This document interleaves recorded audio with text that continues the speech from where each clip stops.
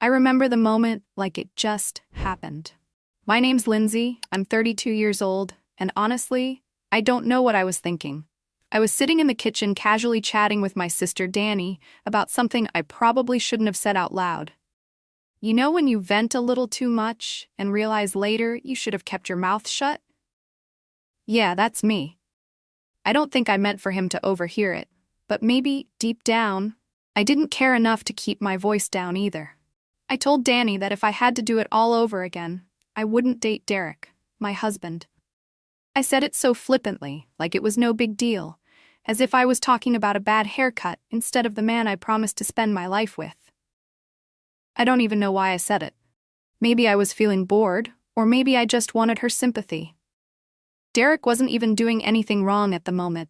He was in the other room, probably scrolling through his phone like he always does when he's winding down after work.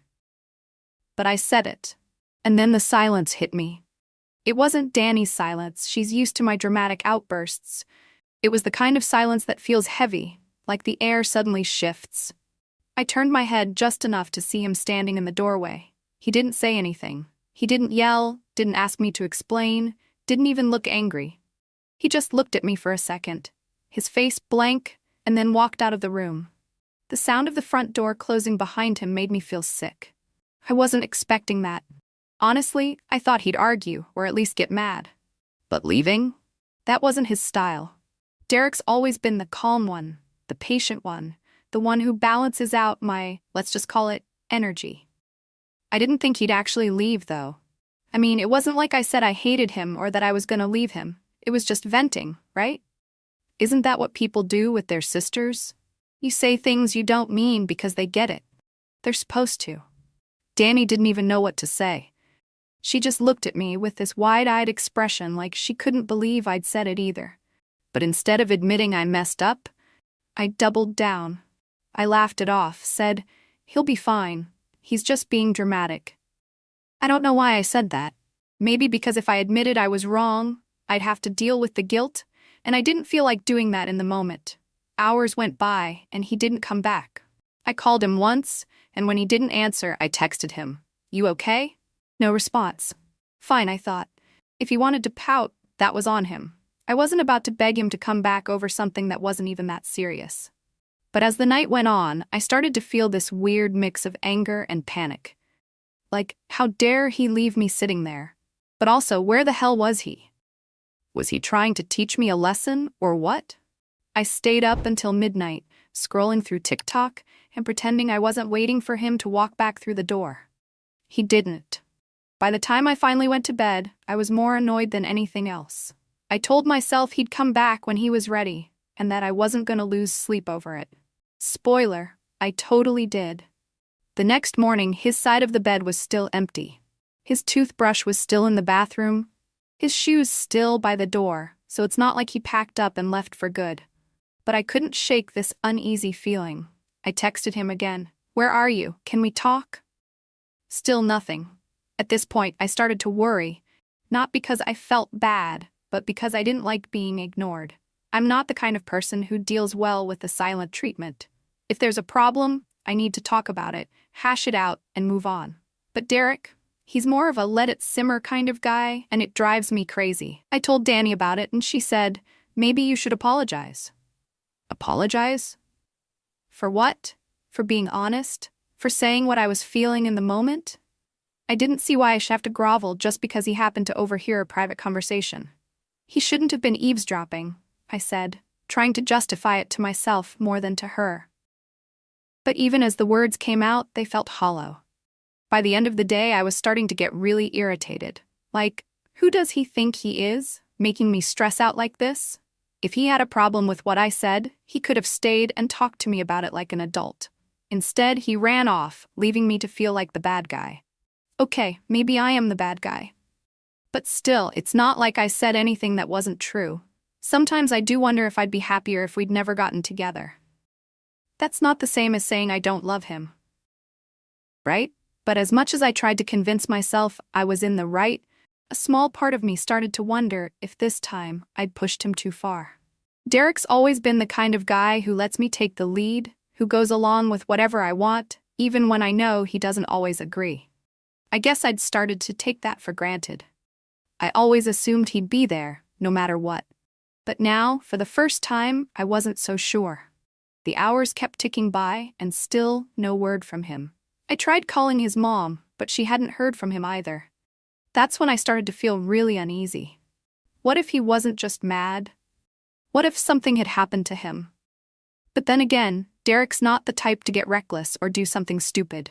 If anything, he's the most predictable person I know. That's part of what makes him so frustrating sometimes. By the time it got dark, I was spiraling. I didn't know if I should be mad, worried, or just over it. I wanted to text him again, but I didn't want to seem desperate. So instead, I sat there, staring at my phone, waiting for it to light up with a message that never came. The next day came and went, and Derek was still gone. I told myself to stay calm, but every time I heard a car outside, my heart jumped. I kept checking my phone, refreshing my texts like an idiot, as if I'd missed his reply somehow. Nothing, not a single word. At this point, my irritation was taking over. Who does that? Who just leaves and doesn't tell their wife where they're going? It was immature, plain and simple. But then, as I sat there staring at my coffee, the thought hit me. What if he was really done this time? Like, what if I had finally pushed him past the point of no return? It wasn't a thought I liked entertaining, but the more I tried to brush it off, the more it stuck. Derek wasn't like this. He didn't do silent treatments or games. If he was gone, there was a reason, and maybe it was bigger than I wanted to admit. Around noon, Danny called to check on me. "Have you heard from him yet?" she asked, her voice softer than usual, like she was trying not to spook me. "No," I snapped, "and honestly, it's ridiculous. He's the one making this a big deal, not me." "Linz," she said carefully, "you kind of made it a big deal first." I wanted to hang up on her. "You're supposed to be on my side," I said instead, but even as I said it, I felt a sting of guilt. She wasn't wrong, not entirely. Maybe I had made it a big deal, but it wasn't like I'd planned to hurt him. It was just, I didn't think he'd take it that hard. It's not like I told him I was leaving, or that I didn't love him. People vent all the time. He was just being too sensitive. By the time evening rolled around, I'd convinced myself I needed to stop waiting.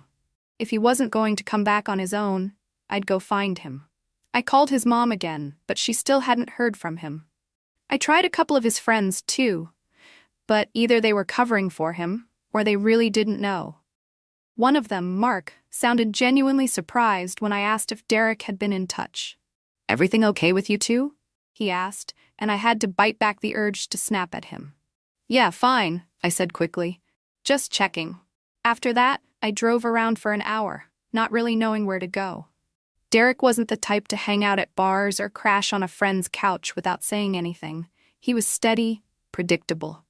So where the hell was he? When I got home, there was still no sign of him. His toothbrush, his shoes, they were like ghosts, reminding me he should have been there.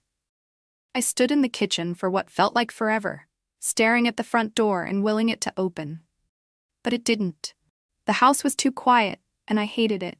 I started scrolling through our bank account, half out of curiosity and half out of desperation to feel like I was doing something. That's when I saw it. A hotel charge from earlier that day. He wasn't with his mom or a friend or, God forbid, someone else.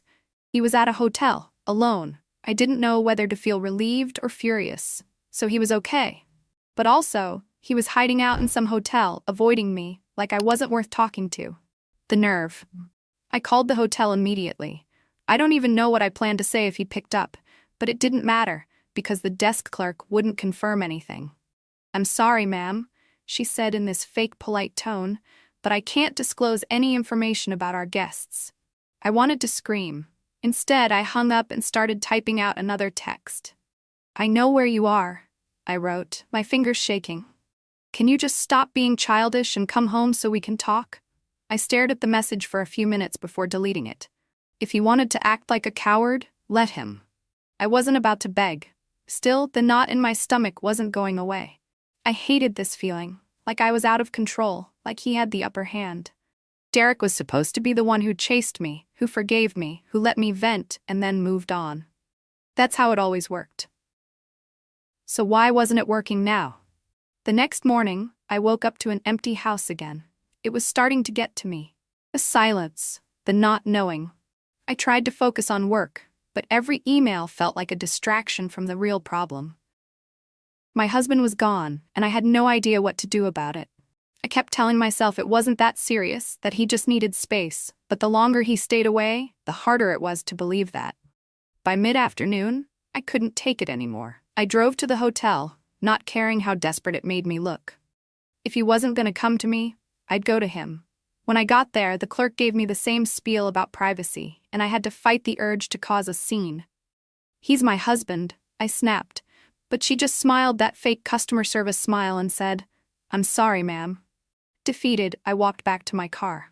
As I sat there, staring at the steering wheel, I started to feel something I hadn't let myself feel in years. Fear. What if he wasn't coming back? What if I'd really pushed him too far this time? And what if, deep down, I knew it wasn't just about what I'd said to Danny? This wasn't the first time I'd let my mouth get ahead of me, and it wasn't the first time I'd put my own feelings ahead of his. Maybe this time, he'd had enough. Still, as much as I hated to admit it, I wasn't ready to apologize. Not yet. I needed to see him first to make sure he was okay, to figure out how to spin this in my favor. Because if there's one thing I've always been good at, it's talking my way out of a mess. And this was just another mess. Right? I didn't have to wait much longer to see Derek after my failed attempt at the hotel. Late that same evening, the front door finally opened, and there he was. He didn't slam the door or throw his keys down like I might have done in his place. He walked in calmly, almost too calmly, and I couldn't read his expression. That blank look on his face unnerved me. I was ready for a fight, or at least some dramatic response. But this was worse. He set his bag down by the couch and stood there for a moment, looking at me like he was trying to decide what to say. For a second, I thought he might just walk upstairs without a word, but instead, he spoke. "We need to talk," he said, his voice steady, almost cold. "Yeah, no kidding," I snapped back, folding my arms across my chest. I was already defensive, even though I knew I should have been the one to apologize. But I wasn't going to start there. I couldn't. It felt like admitting I was wrong would give him some kind of power over me, and I wasn't ready for that. He sat down on the couch, motioning for me to sit too. I stayed standing, leaning against the kitchen counter like I was too busy to care. "You gonna explain why you ghosted me for 2 days?" I asked, trying to sound casual, but my voice came out sharper than I intended. Derek sighed, rubbing his hands together like he was trying to warm them up. "I needed space," he said. "To think, to figure out how to even talk to you after what I heard." I rolled my eyes. "Oh, come on, Derek. Are we really doing this? You overheard one thing that I said in private to my sister, and now you're acting like it's the end of the world." "It wasn't just one thing, Lindsay," he said, his voice rising slightly, though he quickly brought it back down. "You said you'd never date me now. That if you could go back, you wouldn't choose me." "Well, maybe I wouldn't." I shot back before I could stop myself. The words hung in the air, and for a moment, I regretted them. But then I doubled down. "You've changed, Derek. We both know it. You're not the same guy I married. I hesitated, trying to choose my words carefully, but my emotions got the better of me. "You're lazier now, okay? You've let yourself go. You don't even try anymore. Can you really blame me for feeling like this?" He looked at me, and for the first time, I saw real hurt in his eyes. But instead of getting angry, he just nodded slowly, like he was expecting this. "So that's it," he said quietly. "You think I'm fat and ugly, and that's why you'd rather not be with me." I rolled my eyes again, trying to brush off the weight of what I'd just said. "Don't twist my words. I didn't say I didn't want to be with you. I said if I could go back, I might have made a different choice." "That's not the same thing." "Sure sounds like it to me," he replied, his voice steady but firm. "And you know what? Maybe you're right. I have changed. I've gotten older. I've gained some weight. I've gotten comfortable. But that's what happens when you're married, Lindsay. You settle into life together. You build a life. Or at least, that's what I thought we were doing." I felt my face flush, a mix of embarrassment and anger bubbling up inside me. "Don't make this about me," I said, my voice rising. "You think I don't notice how distant you've been? How you barely even talk to me anymore, unless it's about work or bills or what we're having for dinner? You're not exactly giving me a reason to feel excited about this marriage, Derek. So this is my fault now? He asked, his tone calm but incredulous. I'm the reason you're unhappy? The reason you don't respect me enough to keep a conversation like that between you and your sister out of earshot? I threw up my hands in frustration. You're twisting everything. I'm just saying, maybe if you put in a little more effort, worked out, showed some interest in me like you used to, I wouldn't feel like this. He stared at me for a long moment, and then he did something I didn't expect. He stood up slowly and looked me straight in the eye. You know what, Lindsay? I think this says more about you than it does about me. What's that supposed to mean? I snapped, feeling a sudden surge of panic. He wasn't yelling. He wasn't fighting back the way I'd expected. He was calm, and somehow that made me feel even smaller. It means, he said, his voice steady, that you don't see what you have. You've got someone who's been here for you, through all of your impulsive decisions, your spending habits, your ups and downs, someone who's never judged you for any of it. And instead of appreciating that, you look for reasons to tear me down. I opened my mouth to respond, but he wasn't done. I know I'm not perfect. I know I've changed, but so have you, Lindsay. And not in a way that makes this marriage easier. You've turned into someone who doesn't take accountability, who lashes out instead of having a real conversation, and who would rather blame me than look in the mirror. His words hit me like a slap, but instead of admitting he might be right, I lashed out again. Oh, so now you're perfect? The saint who's been holding this marriage together while I'm the problem. He shook his head, picking up his bag again. No, I'm not perfect, but at least I'm trying to be better, Lindsay. I'm done standing here and letting you make me feel like I'm not enough. If you can't see the value in me anymore, maybe we need to take a step back. I froze. What are you saying? I'm saying I need more than this, he said, gesturing between us. And if you're not willing to work on it, then maybe I shouldn't be here anymore. He didn't yell. He didn't slam the door on his way out. He just walked out, leaving me standing there, stunned and more confused than ever. Over the next few weeks, reality hit me hard. Derek didn't come back, not even for his mail. Every time I walked into the house, the emptiness felt heavier. It wasn't just that he was gone physically. It was the silence, the absence of his presence that cut the deepest. I started reaching out to him more, trying to test the waters. The responses I got were polite but distant. Hope you're doing okay? I'll come by this weekend to grab my things. That was it. No warmth, no opening for conversation. He wasn't cruel, but it was clear that he was done being vulnerable with me. The weekend came and I dreaded seeing him. When he walked through the door, he looked different. His shoulders seemed broader, his posture straighter. He'd trimmed his beard, and it actually looked good, clean, purposeful. He even smelled different, like he'd started using cologne. I hated to admit it, but he looked better than I'd seen him in years. Hey, I said awkwardly, standing by the kitchen counter as he came in. Hey, he replied, giving me a small nod but nothing more. He didn't ask how I was doing, didn't try to make small talk. Instead, he went straight to the bedroom and started packing his things into boxes. I followed him, unsure of what to say, but desperate to break the silence. Derek, can we talk? I asked, my voice softer than usual. He didn't stop packing. About what? I hesitated. About us. He paused, looking at me with an expression I couldn't quite read. What about us, Lindsay? You made it pretty clear how you feel. I didn't mean it like that, I said quickly, stepping closer. I was upset. I wasn't thinking. He shook his head and went back to packing. No, Lindsay. You were thinking. You just didn't think I'd hear it. The lump in my throat grew. I didn't mean to hurt you. But you did, he said firmly, finally looking at me. And it's not just about that one conversation. It's everything. The way you talk to me, the way you treat me, it's like I'm never good enough for you.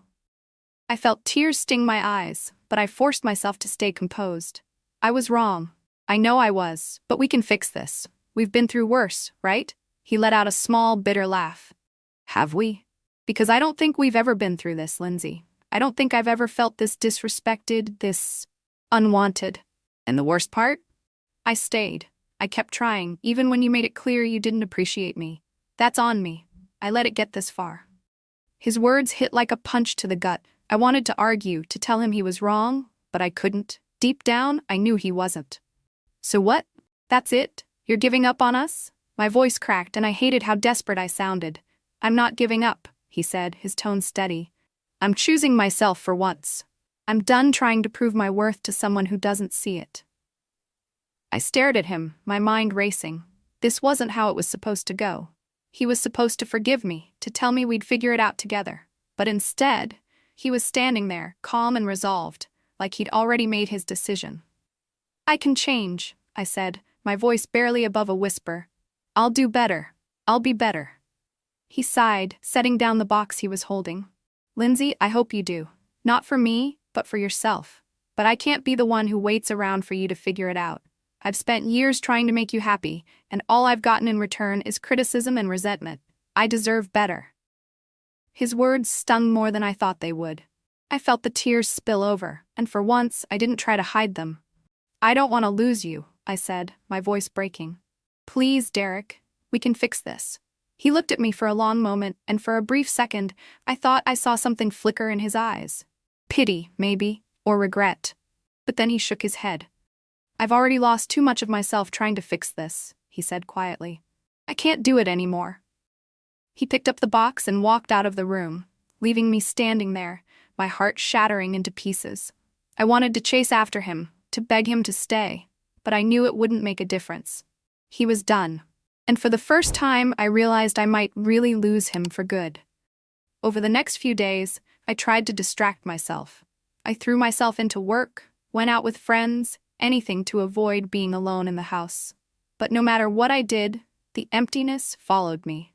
Derek wasn't just gone physically, he'd taken a piece of me with him. A month later, I saw him again. He was at a coffee shop, sitting at a table with a woman I didn't recognize. She was pretty, not stunning, but she had this natural, effortless kind of beauty. They were laughing and he looked happy. Happier than I'd seen him in years. I wanted to march over there to interrupt their little moment and remind him that I was still his wife. But I didn't. I just stood there, watching from a distance, feeling the weight of my own mistakes. This was my fault. I had pushed him away, torn him down, and now he was moving on without me. When he saw me, his smile faded for a second, but he didn't look angry or upset. He just gave me a small nod, like an acknowledgement, and then went back to his conversation. It was like I was already a memory to him, something he'd moved past. As I walked out of the coffee shop, I felt the full weight of my choices settle over me. I had spent so much time blaming him, picking at his flaws, that I hadn't seen how much he was giving me. And now it was too late. For the first time in my life, I felt truly alone. And for the first time, I realized that it wasn't Derek who had failed me. It was me.